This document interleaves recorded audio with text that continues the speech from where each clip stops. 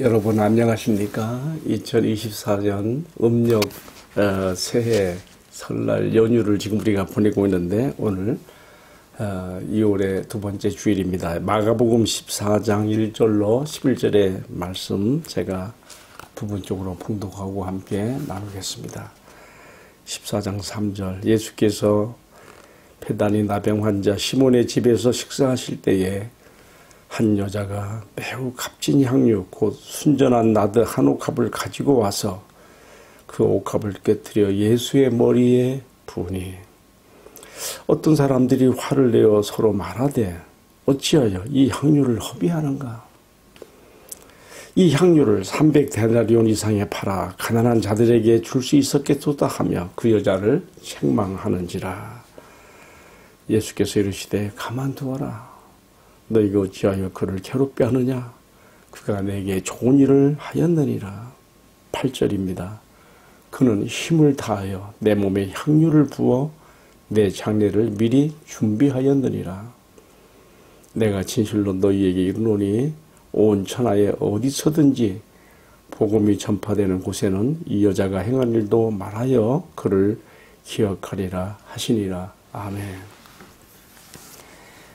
봉독해 드린 이 말씀을 가지고 사랑인가 허비인가, 사랑 아니면 허비, 이 주제를 가지고 함께 말씀을 나누겠습니다.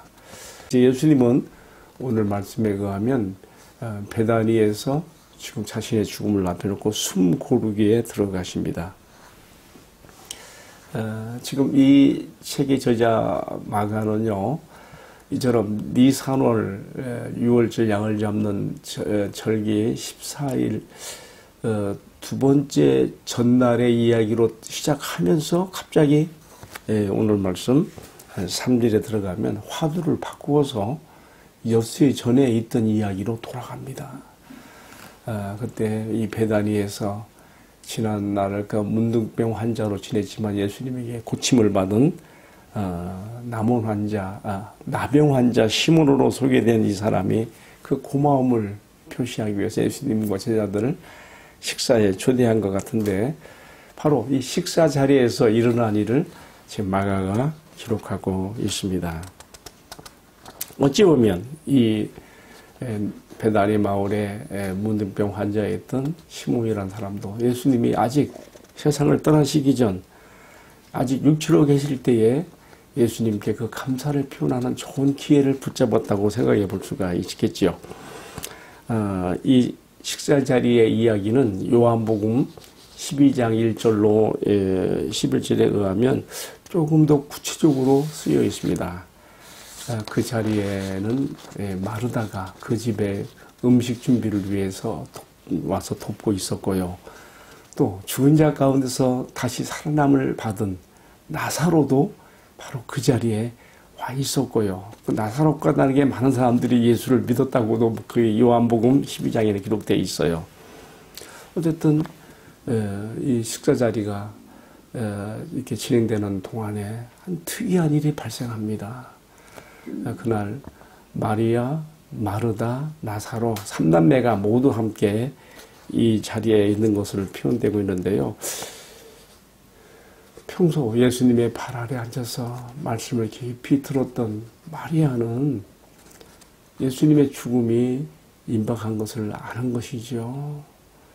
지금 제자들은 이제 예루살렘에 예수님께서 약이 타고 입성하셔서 왕으로 등극할 그런 그 허황된 허상에 잡혀 있는데, 마리아는 예수님의 말씀을 귀담아 들으면서 이제 얼마 남지 않은 시간, 지금 죽음을 향하여 다가가시면서 숨 고르기에 들어가신 예수님과 함께하는 시간이 얼마 남지 않았다는 것을 여인의 깊은 민감한 마음으로 뿐만 아니라 영적으로도 깨워서 지금 아는 거예요. 그래서 마리아는 이 촉박한 시간에 주님께 향한 자신이 표현할 수 있는 마지막 사랑의 표시를 하고 싶어서 오늘 말씀에 보니까 매우 값진 향유 곧 순전한 나드 한 옥합을 가지고 예수님께로 오게 된 것입니다.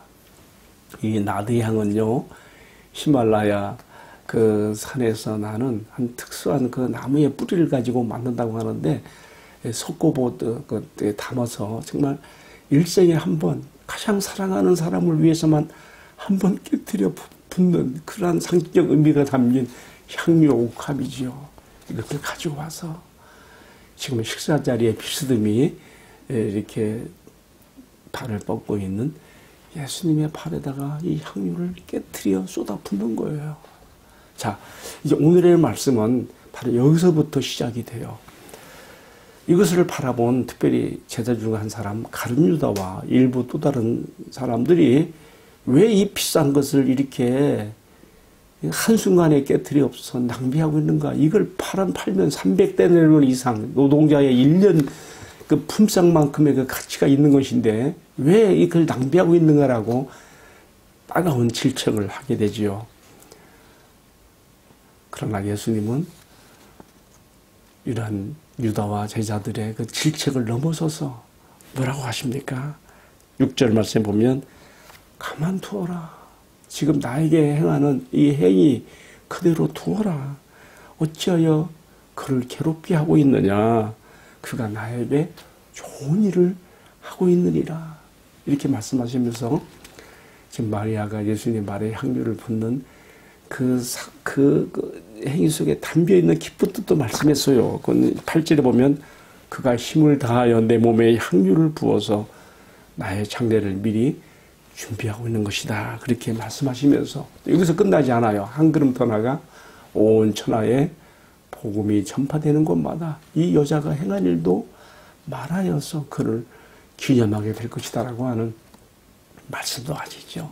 이미 예수님은 자신의 십자가와 부활의 복음이 온 세상에 세계화로 나갈 것도 대답하신 것이죠. 그러면서 마리아가 행한 이 사랑의 행위도 말하여 기념하게 될 것이라 했는데 지금 저도 이것을 지금 말하고 있는 것이죠. 자, 여기까지가 오늘의 말씀입니다. 자, 오늘 말씀 여러 가지 묵상의 소재들을 나눌 수가 있는데요. 저는 뭐 다른 거 다 제쳐놓고 한 가지만 제가 주목해 보겠습니다. 그 뭐냐면요. 마리아가 예수님 발에 향유를 부은 이 사건을 놓고 유다를 비롯한 일부 제자들과 예수님 사이에 충돌이 일어나는 겁니다. 왜 이게 1년치 품삯에 해당되는 비싼 것을 한순간에 허비해 버리는가. 그러니까 허비로 바라본 사람들이 있고요. 또 예수님은 이것을 무한 가치로 그가 나에게 좋은 일을 했다고 하시면서 정말 그런 마지막 기회를 잡은 그 사랑의 표시가 되었다고 한 그리고 이것이 복음이 전파되는 곳마다 기념되어 증거되리라고 하는 놀라운 말씀까지 하시거든요. 자, 무엇이 이런 차이를 가져오는가 이 말이죠. 무슨 차이일까요? 예, 그저 우리가 깊게 생각할 것도 없습니다. 간단해요. 제자들은 이 여인 마리아가 행한 그 행동의 겉모습만 표면적으로만 바라보고 판단한 것이죠. 상대방의 입장은 고려할 것이 없어요. 나의 기준으로 내 편에서 내 입장으로 상대방의 겉으로 드러나는 행동만 보고 판단하니까 이런 책망과 질책이 그들의 입에서 나갔던 것이죠. 그러나 예수님은 어떻습니까? 예수님은 이 여자 마리아가 자신의 발에 향유를 붓고 요한복음에 보게 되면 머리카락을 여자에게 가장 영광스러운 게 머리카락 아닙니까? 머리카락을 풀어서 향유를 그 부은 것뿐만 아니라 눈물을 쏟으면서 예수님의 그 발을 닦는 것이죠. 가장 귀한 것으로 사람의 발이 가장 천하는 곳이에요. 신체에서 발을 씻는 그 행위를 어찌 보면 좀 쑥스러울 수도 있고 예수님이 좀 받아들이기가 거북스러울 수도 있을 거예요.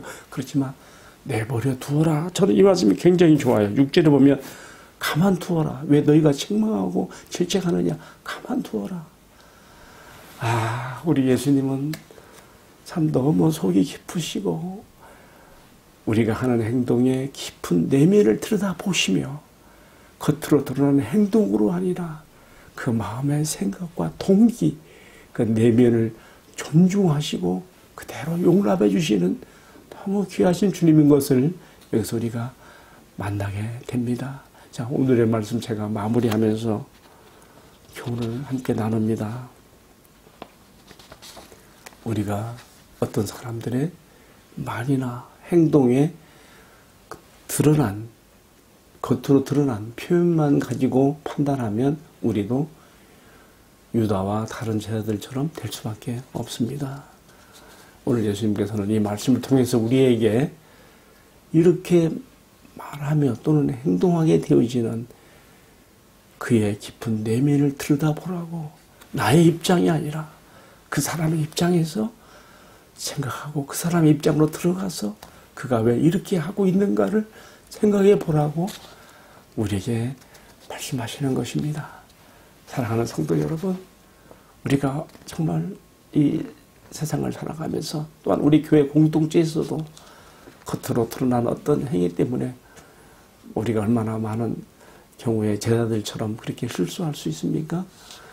우리의 시선, 우리의 관점이 예수님의 시선이 되고 관점이 되어서 내가 아닌 상대방의 입장에서 그 사람을 이해하고 그 내면을 들여다보며 공감하고 수용하고 받아들이며 관용할 줄 아는 우리 예수님의 아름다운 모험을 우리가 따를 수가 있어야 되겠습니다. 제가 오늘 말씀 묵상하면서 이 본문의 말씀을 가지고 지금 세 번째 묵상을 하게 되는데, 이전에 블로그에 올렸던 글을 이렇게 찾아보니까 사랑과 배신이라는 제목으로 한번 썼고요. 그 다음에 사랑을 붙잡은 기회, 기회를 붙잡은 사랑이라는 주제를 한번 썼고요. 오늘은 낭비인가 사랑인가, 사랑인가 허비인가 라는 주제를 가지고 제가 말씀을 나누고 있는데요. 중요한 것은 우리가 사람의 겉으로 드러나는 행위가 아니라 그 내면을 들여다보면 그것이 낭비가 아니라 사랑이라는 것을 이해하게 되어지며, 지금 예수님의 관점에서 하는 말씀입니다. 이것은 결코 값으로 따질 수 없는 사랑의 표시이며 기회를 붙잡는 것으로서 정말 과연 사랑은 주고 또 주고 나의 모든 것을 다 주고서도 아쉬울 것밖에 없는 그 사랑의 깊이와 가치를 오늘 말씀에서 배웠습니다. 마리아가 예수님께 쏟았던 이 눈물과 사랑, 값으로 따질 수 없는, 다른 사람들 눈에는 낭비로 보일 만큼 그렇게 무모한 행동까지도 깊은 사랑의 행위로 받아들여졌던 우리 주님의 마음을 이 시간 마음 깊이 다진 울림으로 받아들이면서 함께 기도하겠습니다. 사랑하시는 주님, 다른 사람을 바라보는 나의 시선이 겉으로 드러나는 표면적인 것에 머물지 않게 하시고, 그렇게 말하거나 그렇게 행동하게 되어지는 내면의 동기까지 깊이 들여다봄으로써 다른 사람을 이해하고 환영하고 또 받아들일 수 있는 깊이를 가질 수 있게 하옵소서.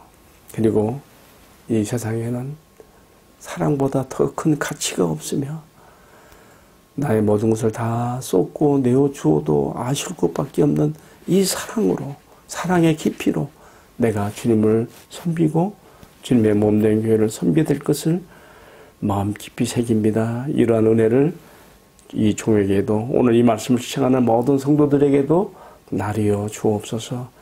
우리 주님 예수님의 이름으로 간절히 기도 올리옵나이다. 아멘. 예, 마쳤습니다. 감사합니다.